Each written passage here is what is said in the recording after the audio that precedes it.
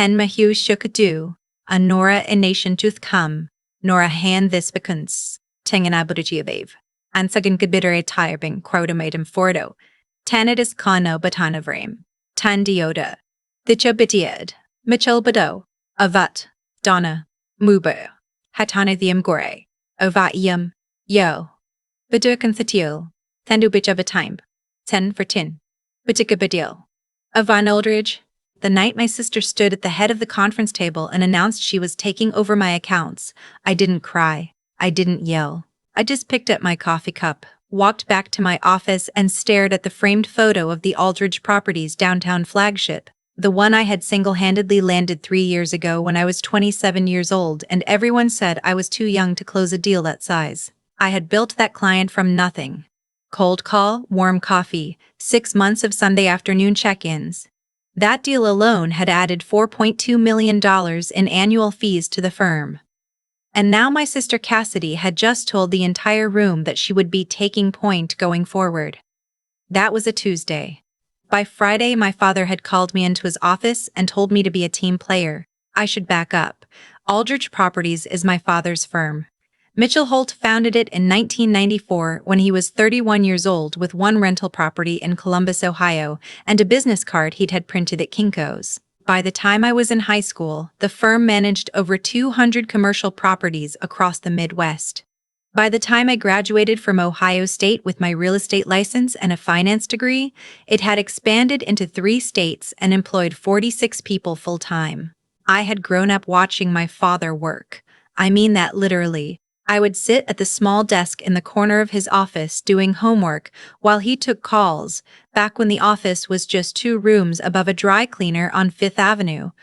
I knew this business before I knew how to drive. I knew the difference between a cap rate and a cash-on-cash return before I knew how to parallel park. So when I graduated, it wasn't even a question. I was going to work for my father. My mother, Donna, had always been the one who kept the family peace. She was good at it, warm, diplomatic, able to soften the edges on anything my father said. She'd smile and say, "Your father just wants what's best for the family." And I'd nod because I believed her. I believed her for a long time.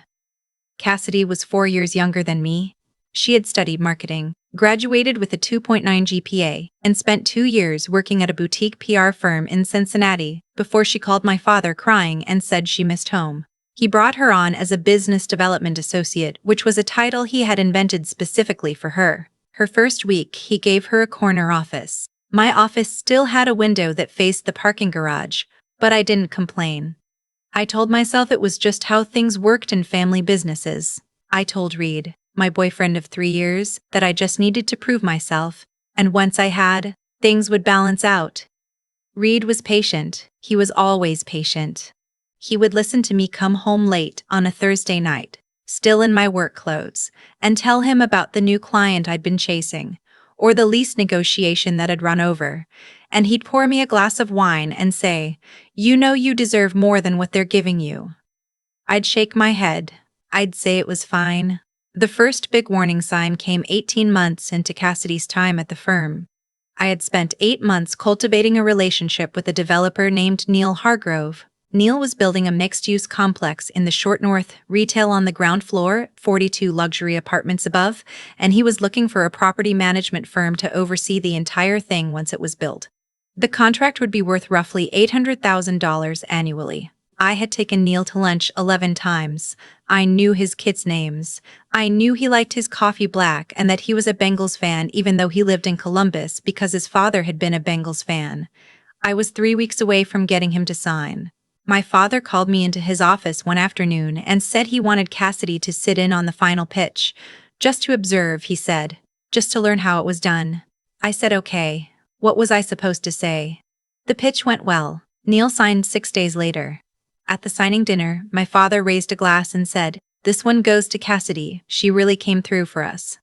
I sat there with my wine glass halfway to my mouth and just stopped. I looked at my mother across the table. She smiled at me with this expression I had learned to recognize over the years, the one that meant please don't make a scene, so I didn't. That night, Reed held my hand and said, "Nora, you know what just happened." I said I knew. He asked me what I was going to do about it. I said I was going to keep working hard. Because eventually people would see. He was quiet for a moment. Then he said, very gently, or they'll just keep taking it. I didn't want to hear that. I told him he didn't understand how family businesses worked. The next year was more of the same. I brought in 2 major clients, a retail chain expanding into Ohio, and a regional hospital system looking to offload management of 4 satellite office buildings. Both deals were mine from start to finish. The prospecting, the pitching, the negotiating, the closing. The hospital contract alone was $1.1 million per year. Both times, at the internal announcements, Cassidy's name was mentioned alongside mine, sometimes before mine. I started keeping a private folder on my personal laptop. Emails, meeting notes, contracts I had negotiated, a running log of every client I had brought in, with dates and dollar amounts. I didn't know why I was doing it yet. Some part of me just knew I needed a record that existed outside the company server. The annual review in November, my 3rd year at the firm, was where things got direct. My father sat across from me with a leather portfolio open in front of him, and he told me that while my numbers were excellent, there had been some concerns raised about my collaboration style. He said I was sometimes difficult to work with. He said some people found me territorial. I asked him who had raised these concerns. He said it wasn't productive to get into specifics. I asked if this was going to affect my compensation. He said they were keeping my salary the same, but that they wouldn't be moving forward with the equity stake conversation we'd had last spring. Not yet. Maybe next year, once things had smoothed out. I drove home and sat in the parking lot of my apartment complex for 20 minutes before I went inside. Reed was in the kitchen making dinner. He looked at my face and turned the stove off. He sat down with me at the kitchen table and I told him everything. When I finished, he said, "Nora, they're not going to give you equity. They were never going to give you equity." I think I knew he was right. I just wasn't ready to say it out loud. The thing that finally broke everything open happened on a Thursday evening in March. We had a firm dinner, the whole team, plus a few long-term clients, at a steakhouse downtown. These happened twice a year. I always attended, always made the rounds. Always did the part of the job that doesn't show up on a balance sheet. Reed came with me. He always came. He was easy to be around, good with people, the kind of person who remembered the names of people's spouses and asked about them. The clients liked him. My coworkers liked him. My father did not like Reed. He had never said anything directly.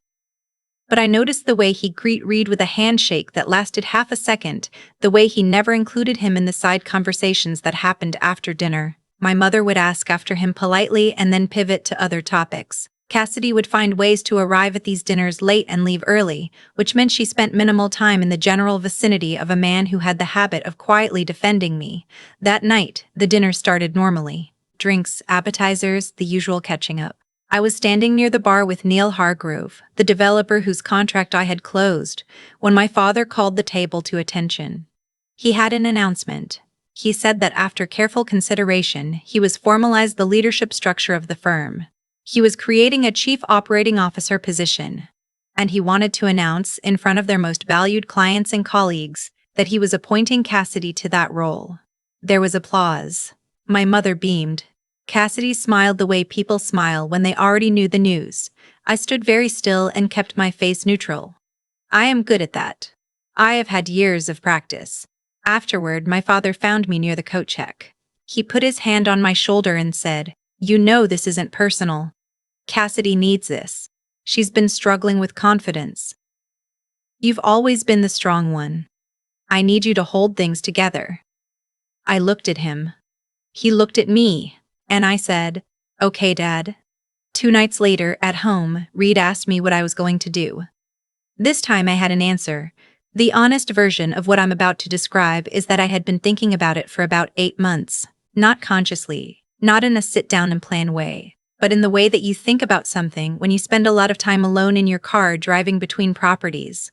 I had been quietly, carefully building a picture in my mind of what it would look like if I left. I had my client list. I had my relationships. I had 3 years of documented work that established, in paper and in email, exactly who had billed what. I had been making quiet introductions to a few contacts in the industry, not pitching anything, just staying warm.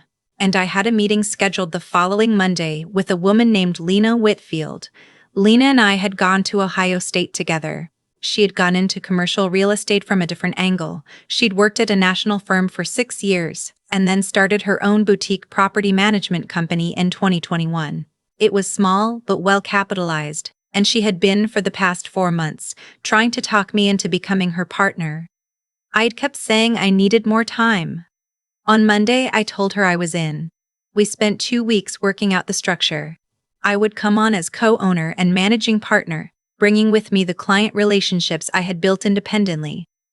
Weena already had the infrastructure, the software, the compliance systems, the back office staff.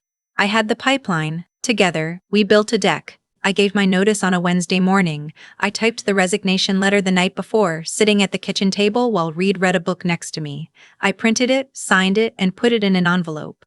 My hands were completely steady. My father read it without saying anything for a long time. Then he looked up and said, "You're really doing this?"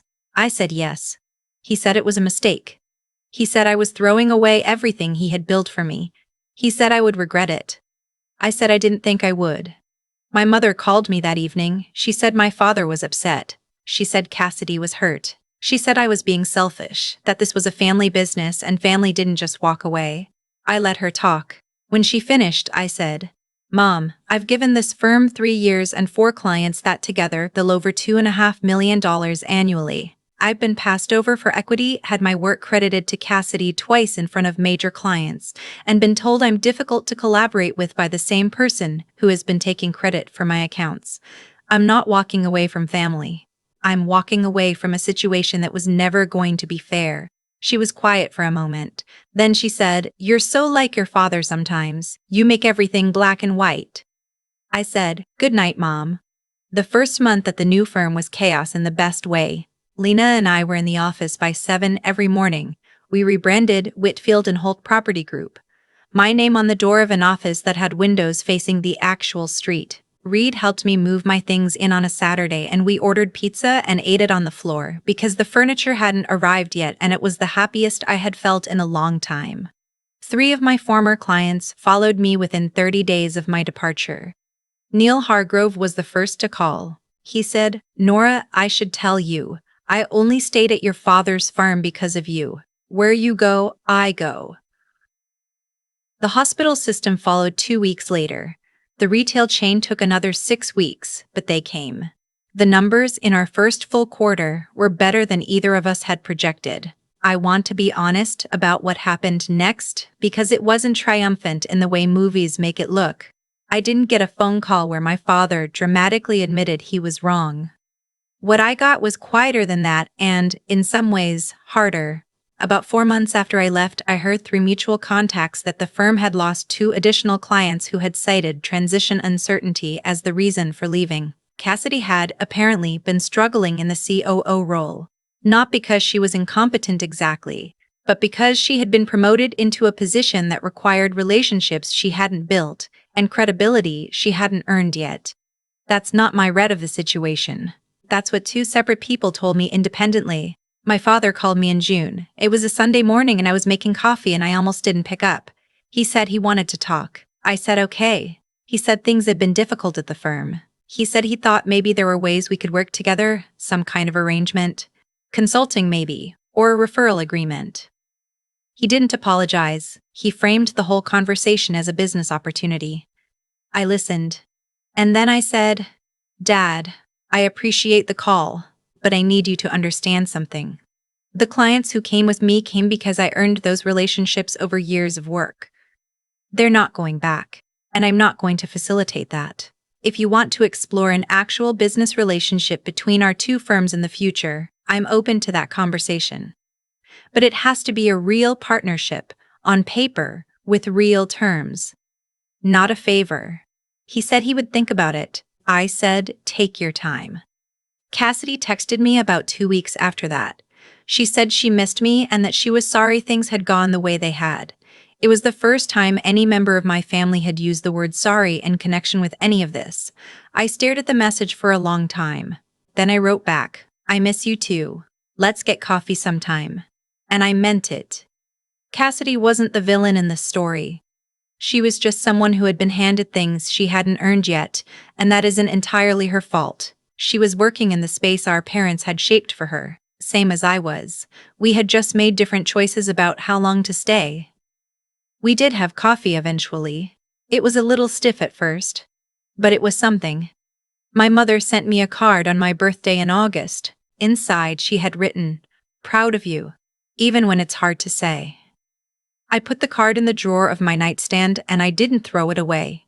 Whitfield and Holt closed its first full fiscal year, with $3.1 million in managed billings. We hired 3 new staff members and took on a junior associate straight out of OSU, a 23-year-old named Tobias who reminded me a lot of myself at that age, eager and a little too serious, taking meticulous notes in meetings.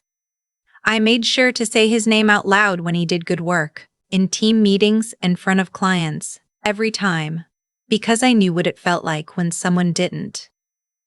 Reed proposed on a Friday night in October. We were at the same restaurant where I'd had my first client dinner with Neil Hargrove, which Reed had remembered and I had not, and he got down on one knee between the appetizers and the main course, and the couple at the next table actually started crying before I did. I said yes before he'd finished asking. My father sent flowers when he heard. My mother called to congratulate us, voice warm in a way that felt genuinely unguarded for the first time in a long time. We had a long conversation. Not about the business, just about things. She asked about them. She asked about the firm. I told her. She said she was glad it was going well. She meant it. There's something I've thought about a lot over the past year and a half, something I couldn't have articulated when I was still in it. When you work for family, you operate on a kind of faith that the relationship comes with built-in fairness, that because they love you, they'll treat you right. And sometimes that's true. But sometimes the love they have for you is completely separate from the professional decisions they make, and the gap between those two things is where years of your life can quietly disappear. I am not someone who believes every family business is doomed to fail the people in it. I know people who have thrived in those situations. But I think the difference is whether the people making decisions are willing to see you as a person first, with your own ambitions, your own value, your own separate claim on the work you've done, rather than as an asset to be positioned in the family structure. My father loved me. I have never doubted that. But for a long time, he loved the version of me that made things easier for him. And when I stopped being that, it complicated things. I think a lot of people in the comments of videos like this one understand exactly what I mean. My name is on the door now, not because someone gave me a title. Because I earned a door. I still drive past the old office sometimes, the one on 5th Avenue above the dry cleaner. The firm has moved to a bigger space since then, a glass-fronted suite in the new development off High Street. Nice building. Good bones. My father picked the property. I know, because he told me once that he had thought about calling me before he signed the lease, to get my opinion, but then decided not to. He picked a good one, actually. I would have told him the same thing. I've thought a lot about what it actually takes to walk away from something you've spent years building, not just the clients, not just the billings, but the belief that the people who were supposed to see you eventually would. That kind of leaving doesn't happen all at once. It happens slowly, in steakhouse dining rooms and annual reviews and phone calls where someone says, "Be a team player," when what they mean is, "Stop expecting to be treated fairly." By the time I handed my father that envelope, I wasn't angry anymore. I was just clear. That clarity is something I want to talk about because I don't think it gets discussed enough. People watching stories like mine often focus on the ending, the $3.1 million, the name on the door, the phone call where my father came looking for help. And I understand why. The ending is satisfying. But the ending was only possible because of something that happened much earlier, something quieter. I decided to document my own value before anyone else would. That private folder on my laptop, the emails, the meeting logs, the client timelines, that wasn't paranoia. That was intelligence in the truest sense of the word. Not the test score kind, but the kind that says, I know what I've done and I'm going to make sure I can prove it. Integrity without evidence is just a feeling. And feelings in a business dispute or a family conflict don't hold up. What holds up is a paper trail, a relationship cultivated over 11 lunches, a client who answers when you call because you knew to ask about his kids. What I've come to understand about the 3 years I spent at my father's firm is that I was operating on an assumption nobody had actually agreed to. I assumed that hard work would translate into recognition, that loyalty would be met with loyalty, that because we were family, the rules of basic fairness would apply. None of those assumptions were wrong on their face. They just weren't true in that specific situation, and I stayed long past the point when the evidence was clear.